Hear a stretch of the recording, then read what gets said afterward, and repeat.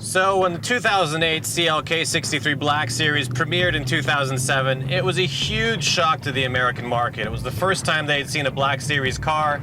It really didn't look different from the F1 safety car that it was inspired by. And it was a huge leap of faith for the AMG guys to see if the American market would bite. The guys at AMG were making a big statement about what they could do with the car, and they took the chassis tuning seriously. They massaged a lot more power out of the engine, 500 horsepower, did 0 to 60 in 4 seconds. Pretty radical for Mercedes-Benz, even for AMG. And it's really kind of interesting to look back on it now on the track and see how it performs against the new one. You kind of wonder, has it gone soft on us? Has the Black Series lost its soul? We're on the track, let's find out. You know, I feel really lucky to have the opportunity to compare these two very rare cars together and get a car that was sort of a piece of AMG history, that first CLK Black Series for the US market, and compare it to the latest greatest C63 AMG Black Series Coupe. So here we are on the track with the CLK63 Black Series. This is really the car's native habitat. Engineers worked really hard to squeeze more power out of this 6.2 liter V8. There's a lot of power on tap with this V8, and it's got that great naturally aspirated sound. It's got some good burbles and nice throttle response. As you drive it a little bit harder though, this car starts to show its age. You just don't feel that the interior is really contemporary. It feels pretty dated in here. You're kind of time warped to the 90s. All the materials, the dashboard material, there's a little bit of carbon fiber here and there, but for the most part it really feels more like a 90s car than a current era car. You sit in these seats. I'm not a big guy, but there's zero wiggle room in here. I'm not moving in these seats. Steering wheel is pretty firm and small, flat bottomed, all business, very direct feeling off the bat. But we're not here to really critique the interior. We're here to drive, so let's take it around the track and see what it'll do. You know, it's easy to take modern stability control programs for granted with all their varying shades of intervention. This car only has one button, and that's off. So we're gonna do a lap with stability control on first, just to see what it feels like. Right off the bat, I can tell you it's really curtailing power. Coming around a turn lets you get a little bit of wiggle in, but not much. We've done a lap with stability control on. It's time to turn it off and see what happens. This puppy really drifts nicely.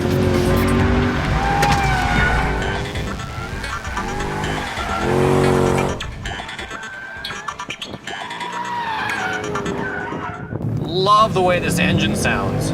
Even though they've built 71,000 of these M156 6.2 liter V8s, it still feels special in this car. Big statement from AMG and their brand, showing what they could do if they let their engineers off the leash a little bit. So we've tested the time machine, now let's step into the modern day.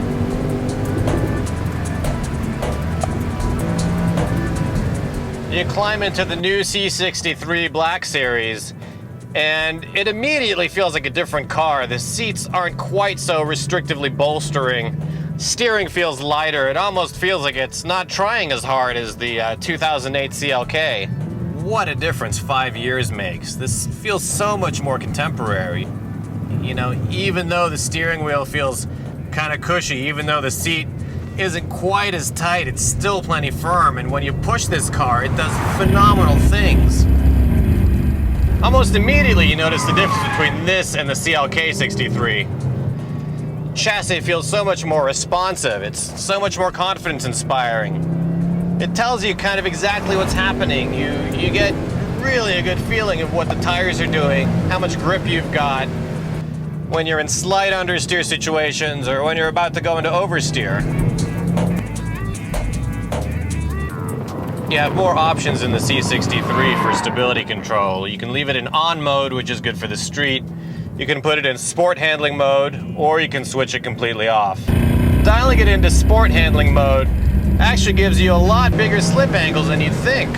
And you can basically drift it around the corner if you want. You pull quite a few G's and slide the tail out, it'll let you get away with it. A lot of sport settings and handling modes are still so intrusive that they just don't really encourage you to drive all that hard. They really encourage you to just switch everything off. But in the Black Series, I think it just seems like the engineers trust you a little bit more. They let you get away with a little bit more. You know, you can brake deeper before the ABS goes on. You can get bigger slip angles as you drive into a corner, so you can angle the car better for exit. You turn stability off, and this thing really wants to drift.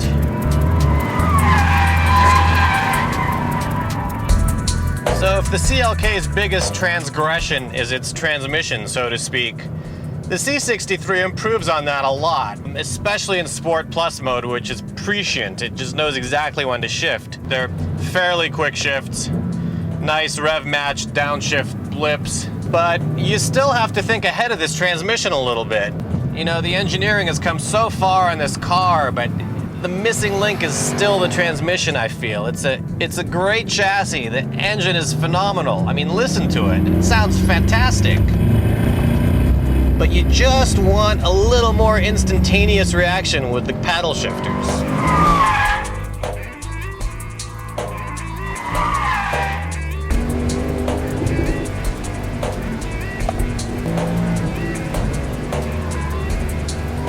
Look at the spec sheets for both these cars, and they're remarkably similar. They're, you know, pretty close in terms of curb weight, especially if you keep the rear seat in the C63. Horsepower is only 10 off, but the amount of confidence that the C63 gives you is so much better than the CLK. It just kind of inspires you to go faster and faster. It's not that the old car isn't capable. It's got plenty of power, it's got a great chassis, it's got a lot of good stuff going on, but the amount of information that it kind of holds back, you know, you climb into it and it feels great, but then you climb into the new car and you just have all this kind of feedback that makes you more confident. Frankly, I feel a lot faster around the track in the C63 than I do in the CLK63.